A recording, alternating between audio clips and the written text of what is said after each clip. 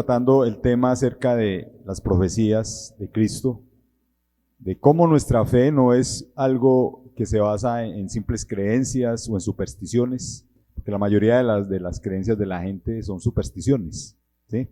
Si uno mira a los indígenas están llenos de miedos. Siempre hacen las cosas pensando que algún espíritu maligno los puede castigar si no hacen X o Y cosa. Y es la triste historia que ellos viven, ¿cierto? La gente en general, digamos en un país como el que nosotros vivimos, está llena de supersticiones. Aquí se mezcla lo divino con lo supersticioso.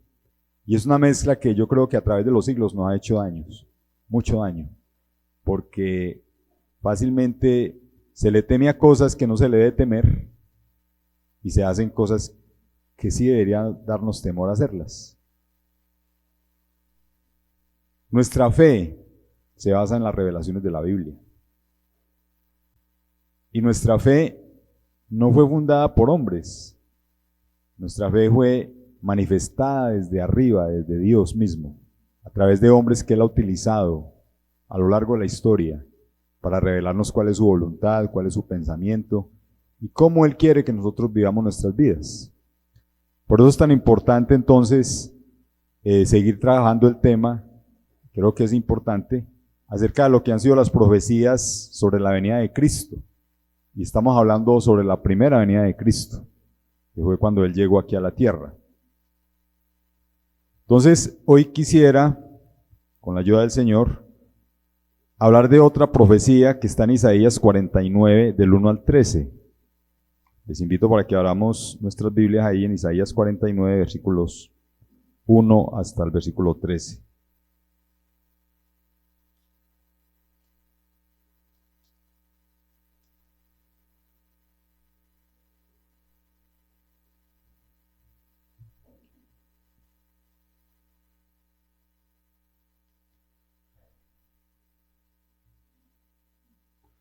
Dice la palabra de Dios en Isaías 49, oídme costas y escuchad, pueblos lejanos, Jehová me llamó desde el vientre, desde las entrañas de mi madre tuvo mi nombre en memoria, y puso mi boca como espada aguda, me cubrió con la sombra de su mano y me puso por saeta bruñida, me guardó en su aljaba, y me dijo, mi siervo eres, oh Israel, porque en ti me gloriaré. Pero yo dije, por demás he trabajado en vano y sin provecho he consumido mis fuerzas. Pero mi causa está delante de Jehová y mi recompensa con mi Dios. Ahora pues, dice Jehová, el que me formó desde el vientre para ser su siervo, para hacer volver a él a Jacob y para congregarle a Israel, porque estimado seré en los ojos de Jehová y el Dios mío será mi fuerza. Dice, poco es para mí que tú seas mi siervo, para levantar las tribus de Jacob y para que restaures el remanente de Israel. También te di por luz de las naciones, para que seas mi salvación hasta lo postrero de la tierra. Así ha dicho Jehová, Redentor de Israel, el santo suyo, al menospreciado del alma, al abominado de las naciones, al siervo de los tiranos. Verán reyes y se levantarán príncipes y adorarán por Jehová, porque fiel es el santo de Israel, el cual te escogió.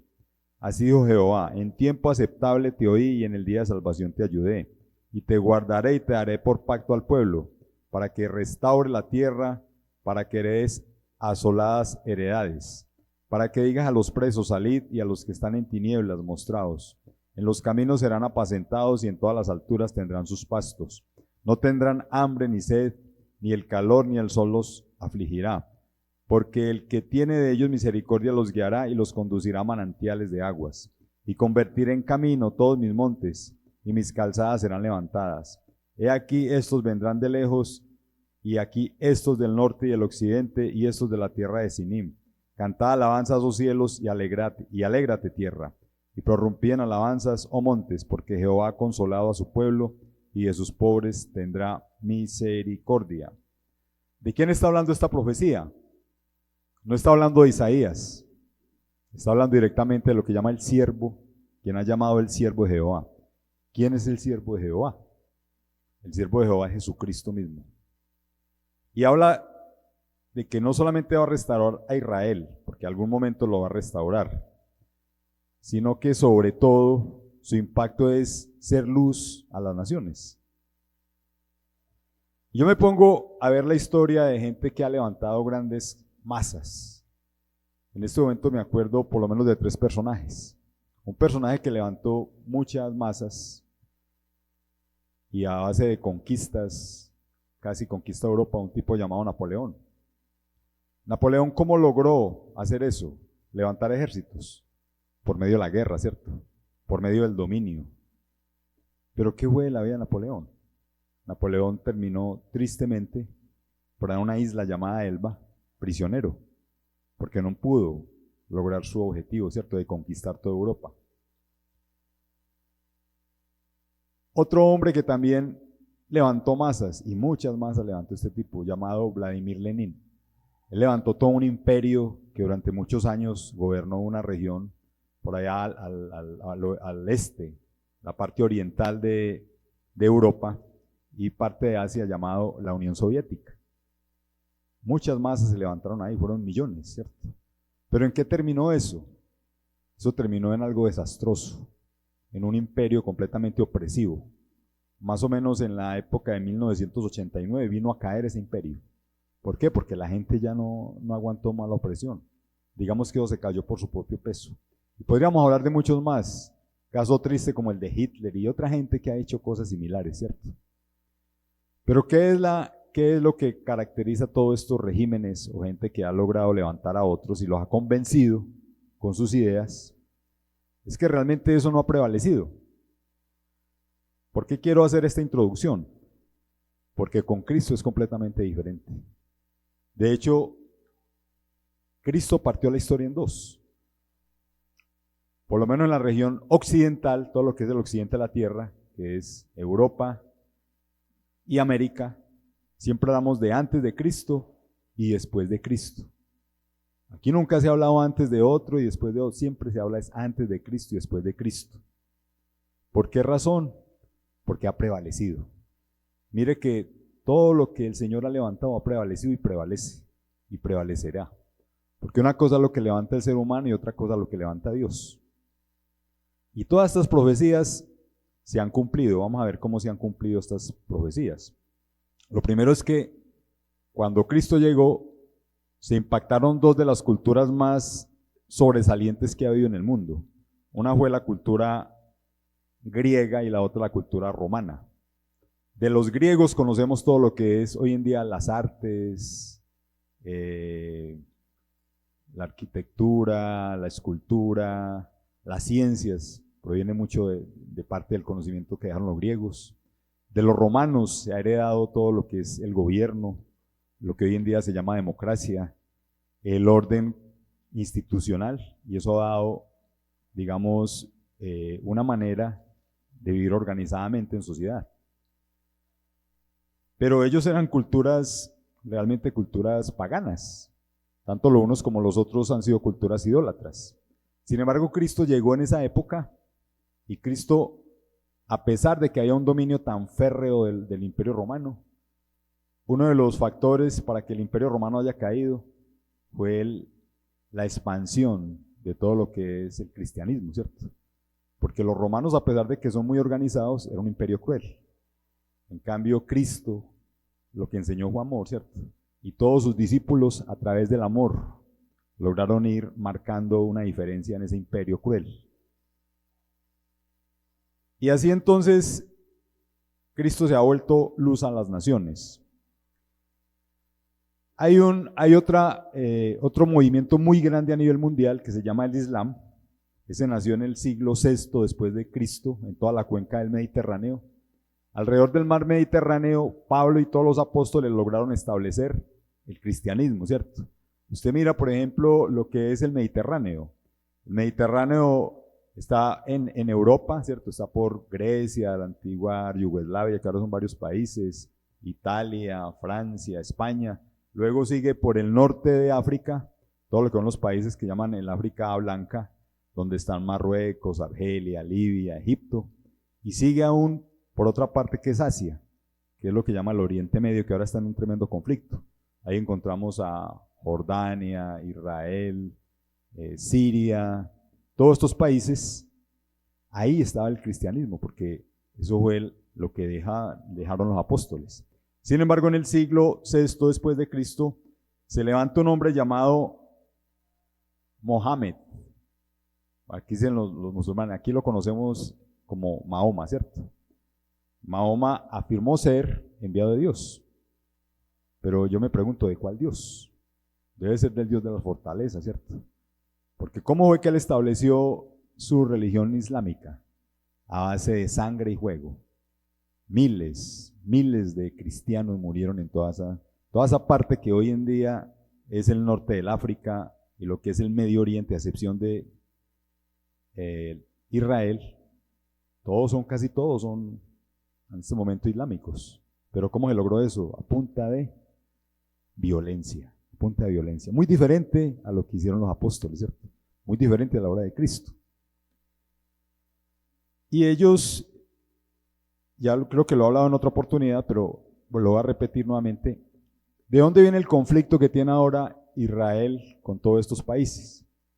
Ellos tienen una base filosófica que está escrita en el Corán, porque ellos reconocen que el padre de la humanidad sí es, digamos, Abraham, ¿cierto?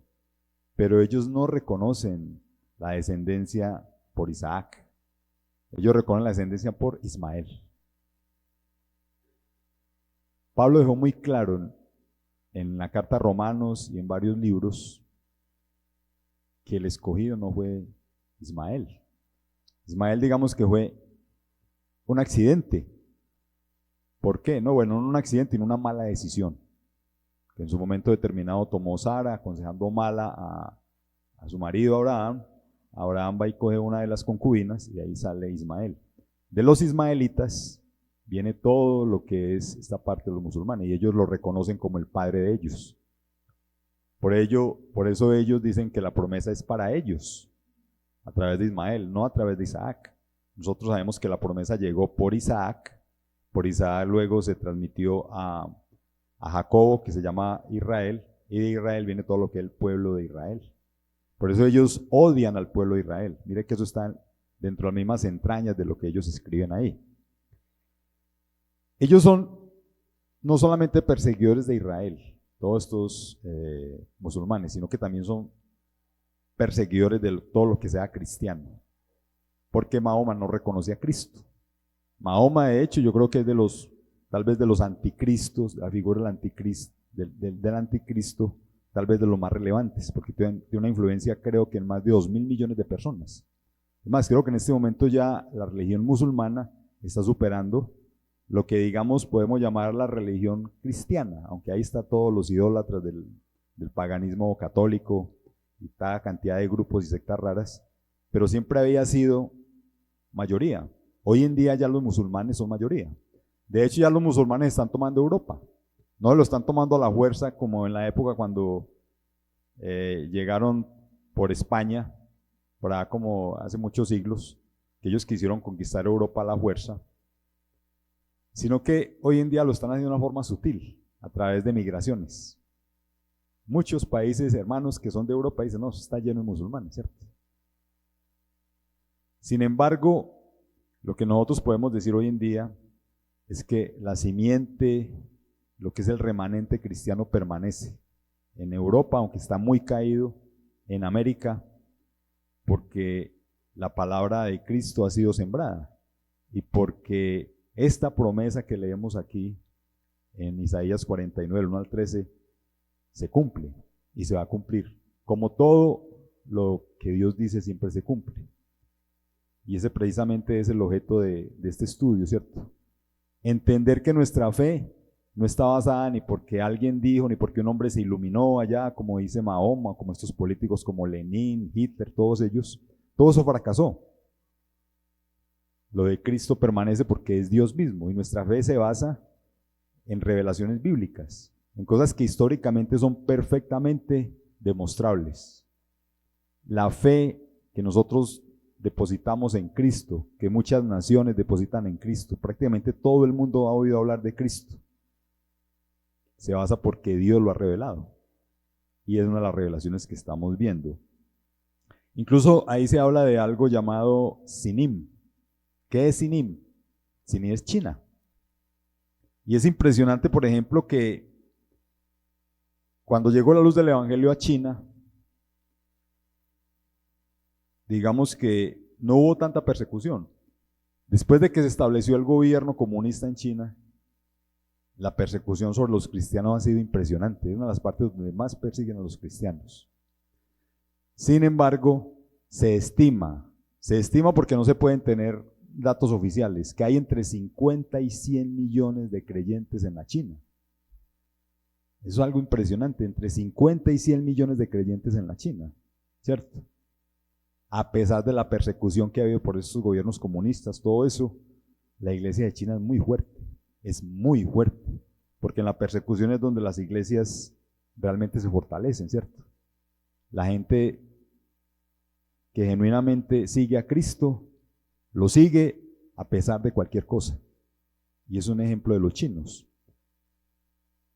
También sabemos que a través de la historia en Europa, cuando surgió la mezcla de la idolatría con el cristianismo, que es donde nace la religión católica, que no es sino la mezcla de la comodidad, creyendo seguir al Señor, pero viviendo en el pecado, porque eso es no solamente el catolicismo que conocemos acá en Occidente, sino también otra cosa que se llama la iglesia ortodoxa. La iglesia ortodoxa es muy fuerte en el lado oriental de Europa. Los rusos, los rumanos, los búlgaros, toda esa gente de por allá. Es algo similar, solamente que tiene algunas diferencias cuando lo que ellos llamaban el cisma de la iglesia. Se dividió Roma y se dividió lo que en esa época llamaba Constantinopla. Pero son similares, o sea, es una mezcla. A Dios no le gustan las mezclas. Dios quiere que nosotros vivamos según las enseñanzas del Señor Jesucristo. Y eso cuesta, mis hermanos y hermanas. Eso no es fácil. Es muy fácil usted acomodarse en un sistema religioso donde usted puede pecar a la hora que le dé la gana. Entonces va y confiesa allá y sigue en las mismas y su vida no cambia radicalmente. Con Cristo la cosa es diferente. Con Cristo o somos o no somos. El Señor mismo decía, el que conmigo no recoge, desparrama, ¿cierto? O estamos con Cristo o no estamos con Cristo. Y eso tiene un precio. Pero a pesar de todo, el Evangelio de Cristo sigue, se mantiene, porque esa promesa se cumple, ¿cierto? Que sería luz a las naciones. Después de la reforma del Evangelio, que sucedió muchos años de oscurantismo en Europa, cuando prevaleció el catolicismo, y el hermano ahora mencionaba que este mes está celebrando más de 500 años de la reforma. Se levantaron varios, no solamente fue Lutero, se levantaron varios grupos a reivindicar la Biblia como la palabra de Dios y a no mezclarla ni dejarla llenar de tanta contaminación y de tanto pecado. De hecho, hubo un tiempo en que la Biblia incluso se prohibió en Europa, porque si los religiosos que mandaban ahí permitían que la gente leyera la Biblia, se darían cuenta entonces las personas de que ellos eran unos farsantes y que no decían la palabra de Dios. Eso finalmente se logró en el año, eso fue que en 1517 creo que fue. Bueno, no me acuerdo muy bien, creo que fue en 1517.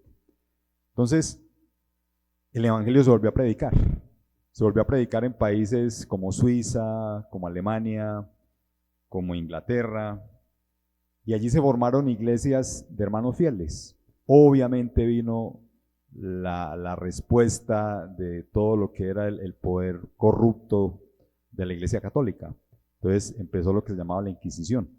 Pero esa influencia de todas formas siguió a pesar de las persecuciones. Esa influencia llegó hasta Norteamérica, a Canadá y a Estados Unidos, porque muchos de los hermanos que eran perseguidos allá en Europa por la Inquisición tuvieron que volarse y con ellos trajeron el Evangelio. Y luego de allá llegó eso para nosotros, ¿cierto?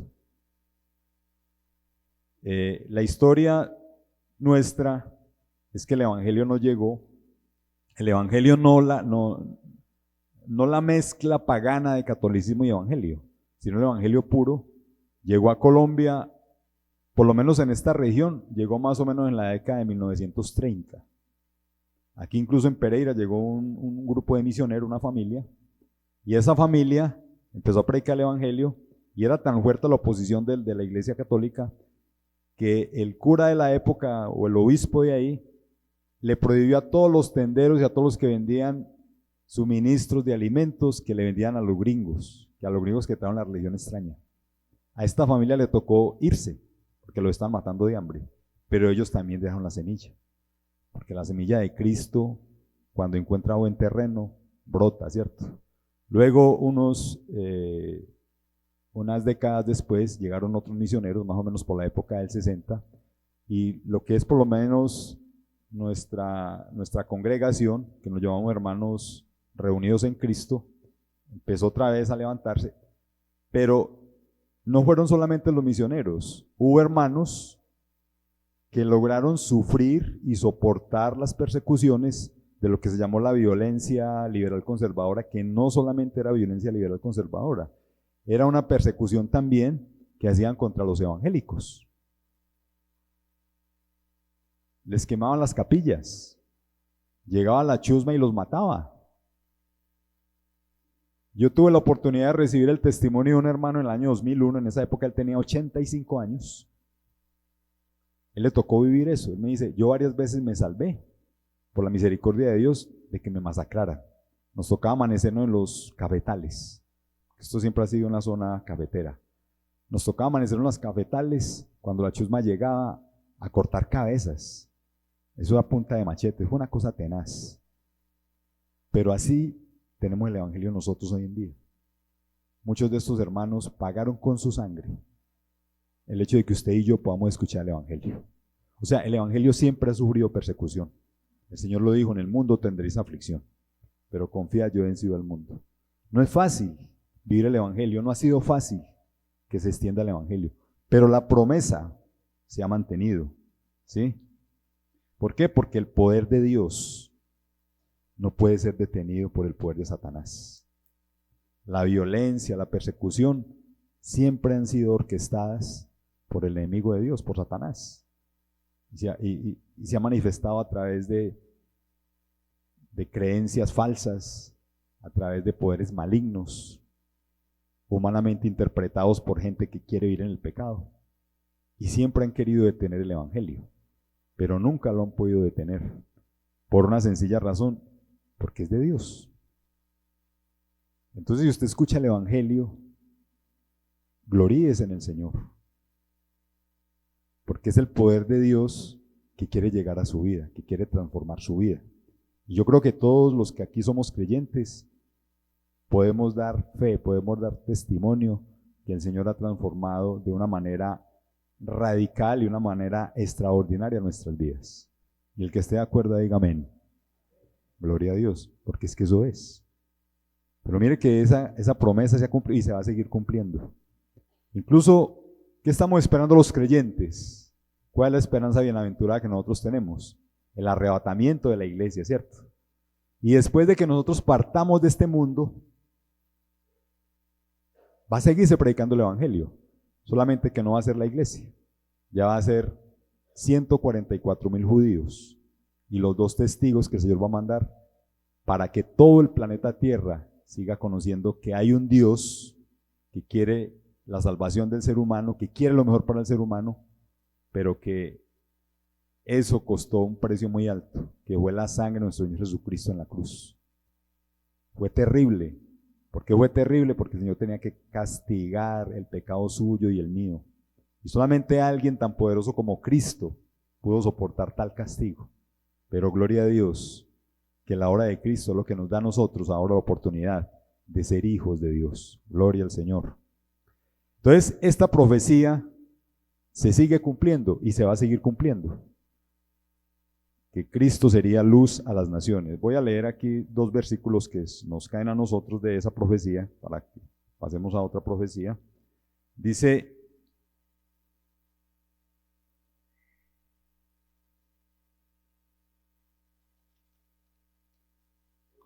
está en el 49,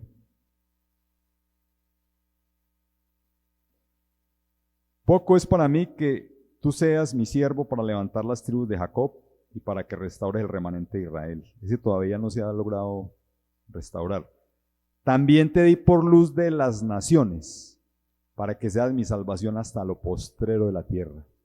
Eso es lo que vemos. Cuando se predica el evangelio en todos los países de la tierra, se está cumpliendo esto, ¿cierto? Cosas que todavía no vemos. ¿Y qué es lo que no vemos todavía? He aquí estos vendrán de lejos, y aquí los del norte y del occidente, y estos de la tierra de Sinim. Cantad alabanzas, oh cielos, alégrate tierra, y prorrumpid en alabanzas, oh montes, porque Jehová ha consolado a su pueblo, y a sus pobres tendrá misericordia. Esto de las alabanzas que vendrán de lejos, de toda tierra, eso todavía no se ha cumplido. Un día se va a cumplir cuando lleguemos al milenio. Eso es una profecía que todavía se debe cumplir, ¿cierto? Porque deben de pasar cosas sobre este mundo. ¿Qué debe pasar sobre este mundo? Lo primero es que la iglesia tiene que ser arrebatada, ¿cierto? Una vez que la iglesia sea arrebatada, que es lo que nosotros queremos de todo corazón y lo que estamos esperando, la maldad se apodera por completo de este planeta Tierra. Va a haber 7 años de tribulación, donde el falso Mesías que están esperando los israelitas que nunca aceptaron a Jesucristo como el Señor, va a venir a gobernar y va a hacer un pacto de paz con ellos, ¿cierto? Ahora está en una guerra impresionante, en este momento está entre Irán, Líbano, Siria contra Israel, ahí se quiere meter China, se quiere meter Rusia, se quiere meter todos, porque es que tiene que haber un momento de guerra terrible contra Israel, para que después llegue alguien y diga, no, venga, vamos a establecer la paz. Y va a haber paz. Va a haber una paz, pero esa paz no va a durar mucho. Porque este personaje literalmente va a ser levantado por el diablo, ¿cierto? Es el Mesías que esperan los judíos y el Mesías que esperan también los musulmanes. Pero este va a ser un gobernante terrible. Mejor dicho, Hitler va a hacer algo poquito con lo que este tipo va a hacer. Va a ser un tiempo duro. Va a ser un tiempo bastante terrible. Él va a mostrar su verdadera personalidad cuando quiera recibir adoración como Dios. Y lo va a recibir en el templo que para esa época habrán reconstruido ya los judíos. Y ahí se va a desatar una terrible persecución contra todo aquel que verdaderamente no lo obedezca. Van a ser 3 años y medio. Pero el Señor va a venir, y nosotros vamos a venir con el Señor, porque nosotros estaremos en el cielo, a libertar al pueblo de Israel, que en ese momento va a ser completamente sitiado para destruirlo. Y luego de eso, entonces viene el castigo del falso profeta, del anticristo. Satanás va a ser encadenado y va a empezar un periodo de 1000 años. De eso también se habla acá. Me parece que en el libro de Isaías siempre las profecías vienen por partes. Una parte de lo que ya se ha cumplido, otra parte una parte que había sido profetizada, que se está cumpliendo, y otra que todavía no se ha cumplido.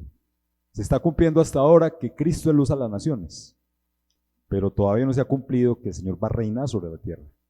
Pero eso es entonces otra profecía acerca del Señor Jesucristo. Muy bien. Otra profecía muy importante también habla acerca de un mensajero que el Señor enviaría. Y quiero hablar de ese mensajero porque es alguien bien interesante. Y creo que es un buen ejemplo para nosotros. Miremos Malaquías 3:1, por favor.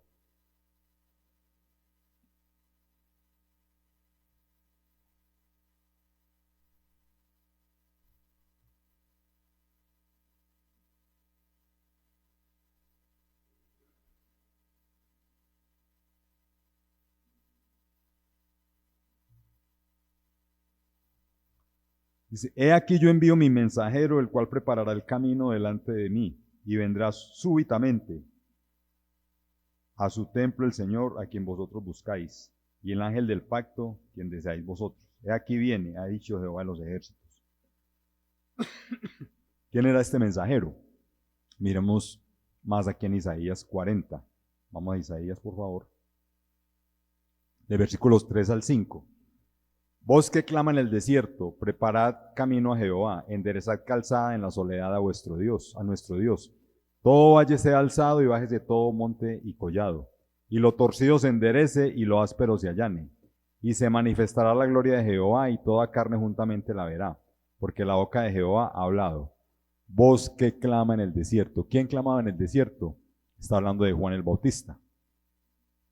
Este hombre siempre estuvo completamente apartado para Dios. Criado en el desierto, era alguien muy diferente a las demás personas. Miremos algunas diferencias que él tenía. Están en Mateo 3.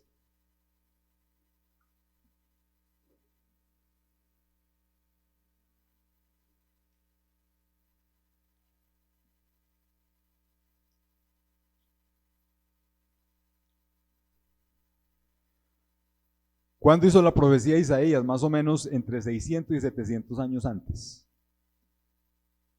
En Mateo 3 se escribe este mensajero. Dice, en aquellos días vino Juan el Bautista, predicando en el desierto de Judea, y diciendo, arrepentíos porque el reino de los cielos se ha acercado.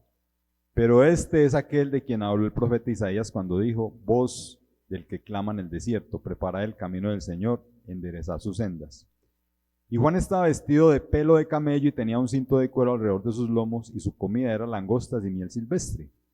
Y salía de la Jerusalén y a toda Judea y a toda la provincia alrededor del Jordán, y eran bautizados por él en el Jordán, confesando sus pecados.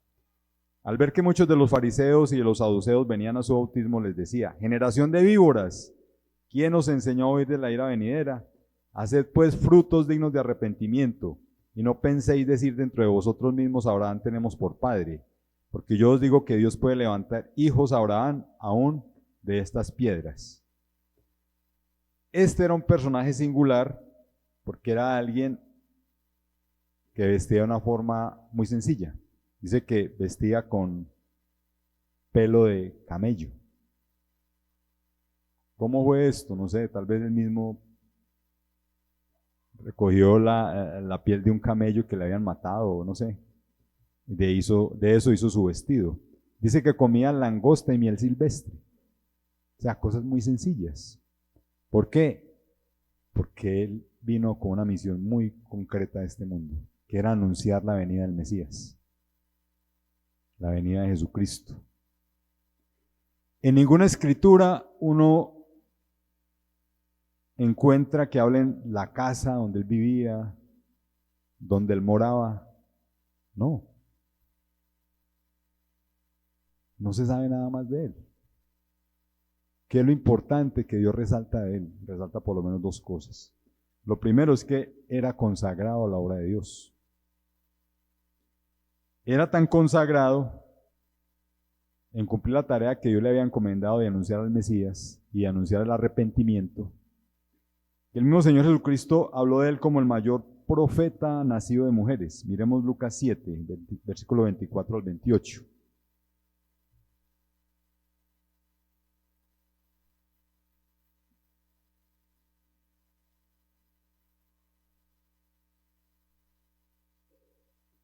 Lucas 7, del 24 al 28.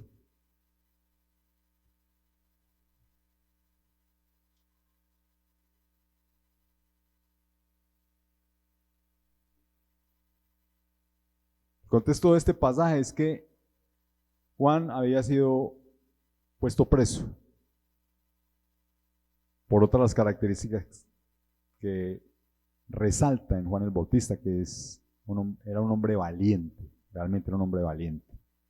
Entonces él manda a decir a Jesús, venga, ¿usted sí es Jesús o no? Como que hubo un momento en que él duda, ¿cierto? Eso viene desde más atrásito, pero me interesa es que hablemos acerca de lo que el mismo Jesucristo dijo de este Juan. Dice el versículo 24, Lucas 7, cuando se fueron los mensajeros de Juan, comenzó a decir de Juan a la gente, ¿qué saliste a ver al desierto? ¿Una caña sacudida por el viento?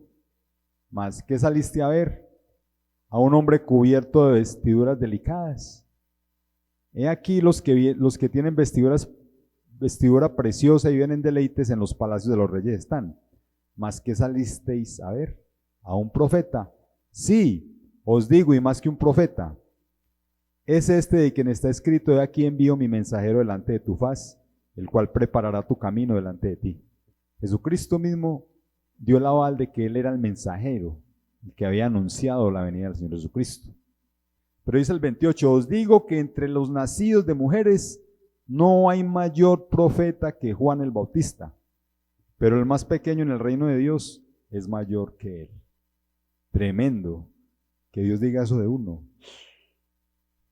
Eso dijo el Señor, el más grande de los profetas, Juan el Bautista.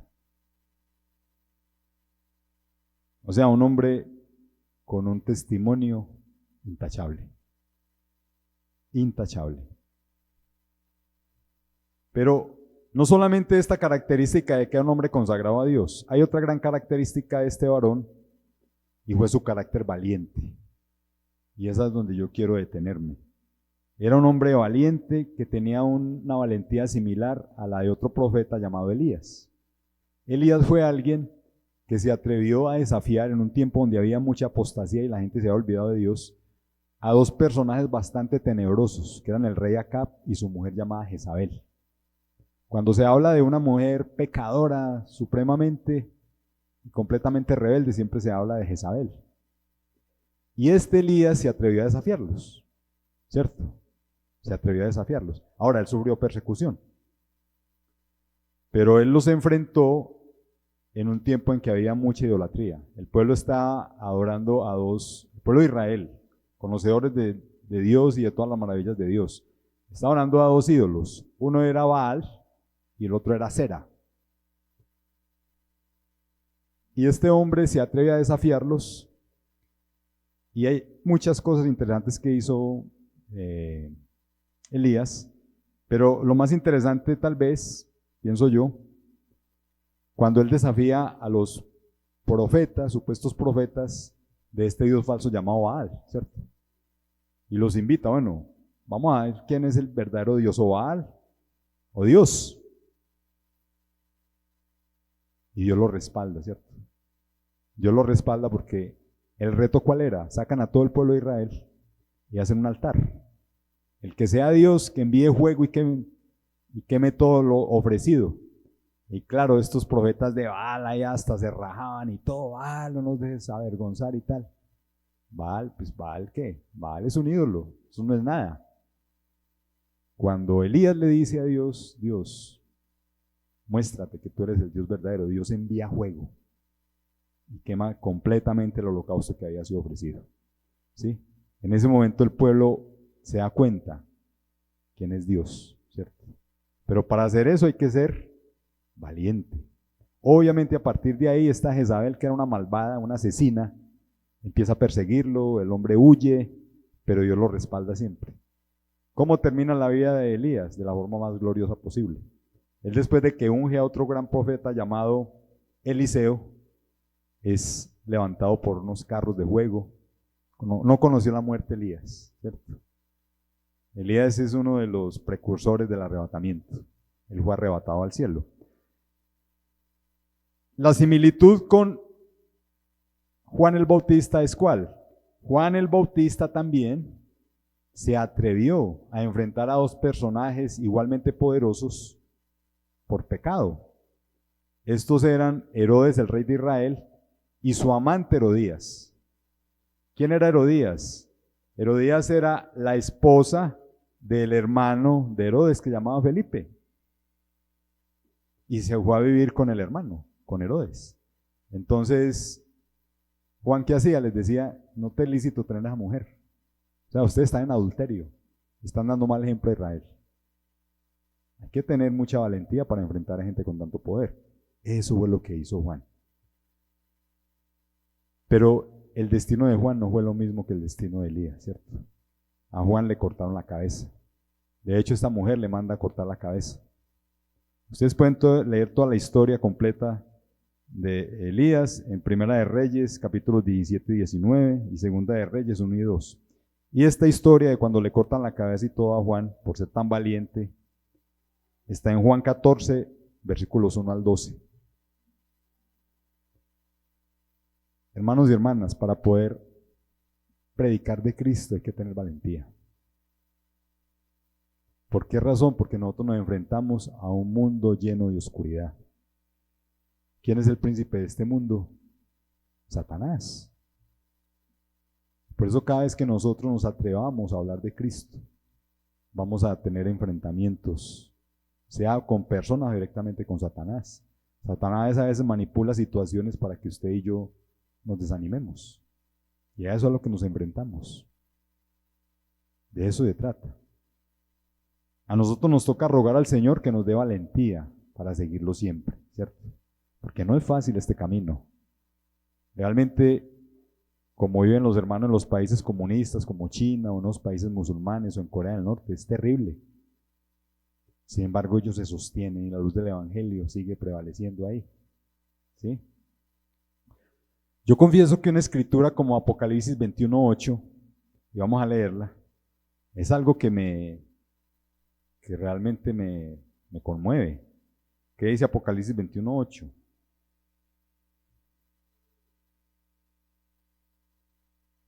Hay una partecita de esa escritura que la verdad a mí me conmueve bastante.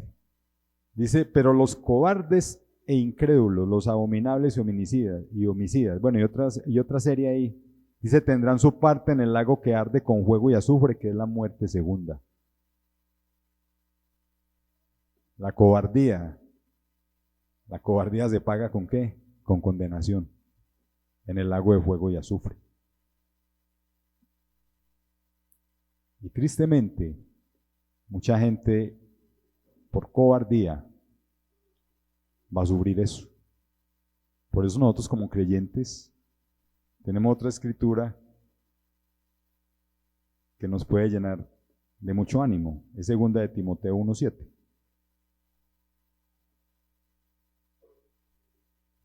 ¿Qué dice 2 de Timoteo 1:7? No nos ha dado Dios espíritu de cobardía, sino de poder, de amor y de dominio propio. Porque es que esa valentía no proviene de nosotros, hermanos. La valentía para hablar de Cristo no proviene de un corazón netamente humano.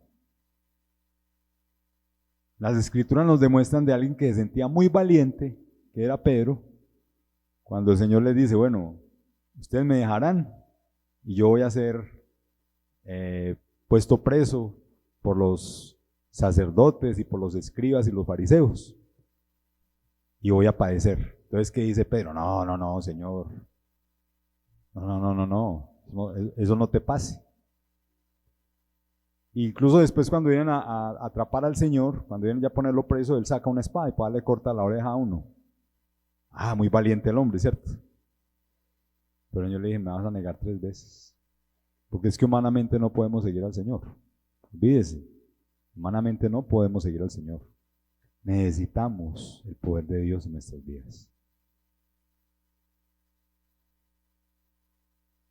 Si usted cree que por venir a la capilla, por escuchar el Evangelio, ya está bien con Dios, no. Usted necesita una transformación. Usted necesita nacer de nuevo. Que el Espíritu de Dios, si usted cree y abre su corazón al Señor, se derrama al Señor, venga y habite en usted. Si no, usted va a ser un cobarde. Porque es que enfrentarse con Satanás no es fácil. Por ahí hay canciones, hay una canción paisa y otra canción llanera que dicen que alguien muy tenaz que se enfrentó con... No, eso es carreta. Nadie es capaz de enfrentarse con un personaje de esos. Solamente Cristo lo pudo vencer. Y solamente nosotros, por el poder del Espíritu Santo, podemos vencer a Satanás y su artimaña. Nadie más. Nosotros solamente somos seres humanos. Ellos son seres que están por encima de nosotros. Pero hay alguien que está por encima de ellos, que es el Señor Jesucristo. Gloria a Dios. Entonces, esa valentía, de lo que quiero hablar, ¿cómo podemos nosotros tener esa valentía? Pues podemos ver el ejemplo de Elías y de Juan. Ellos humanamente tampoco habrían sido capaces de enfrentar estos personajes tan poderosos y tan siniestros.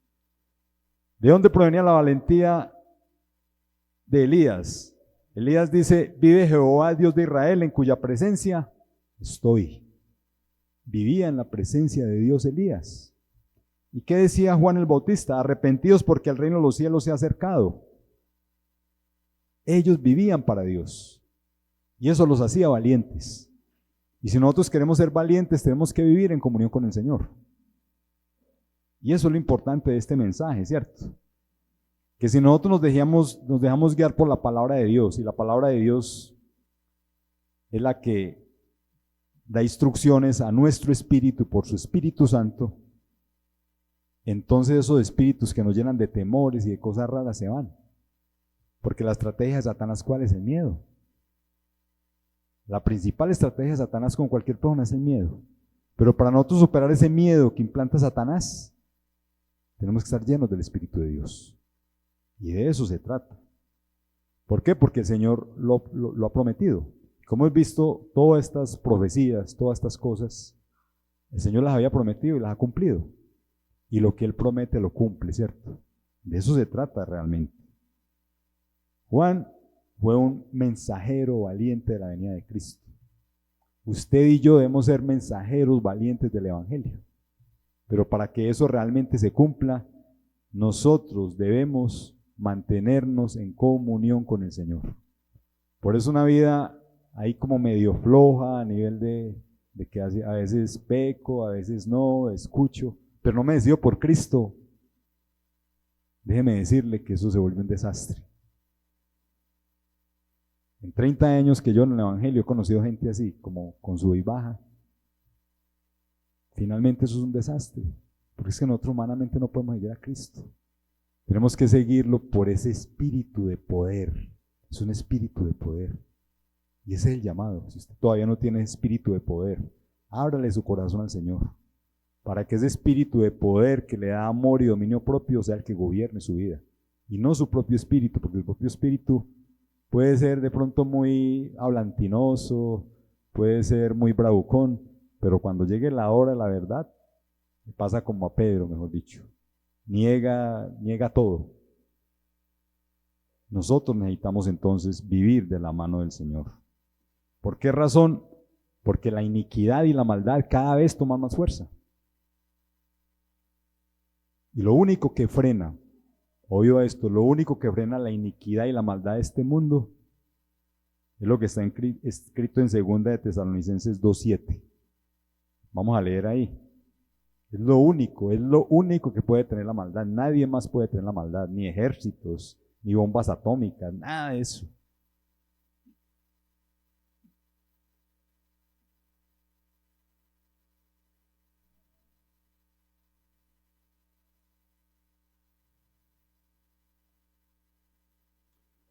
Segunda de Tesalonicenses 2:7 dice, porque ya está en acción el misterio de la iniquidad, o sea, el misterio de la maldad.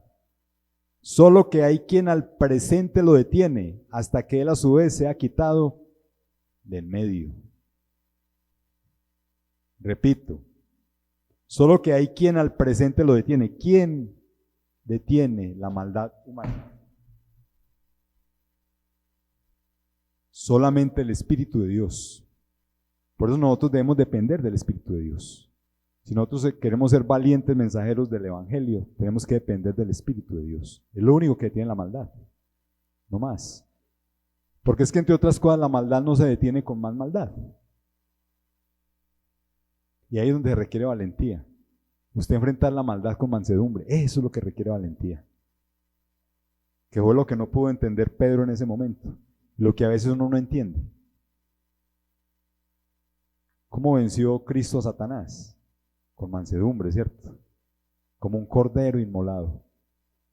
Esa es la valentía. Para eso se requiere mucha más valentía que usted ponerse a torear a la gente o ponerse de bravucón. Esa es la verdadera valentía.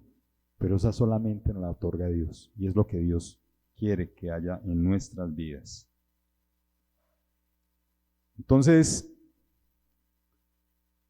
a nosotros el Señor nos ha encargado de que seamos luz, 1 de Pedro 2, y esa es nuestra parte. Ya el Señor cumplió la profecía, ya el Señor es luz en las naciones, pero ¿cuál es nuestra parte? Miremos lo que dice 1 de Pedro 2, y con esto vamos acabando ya.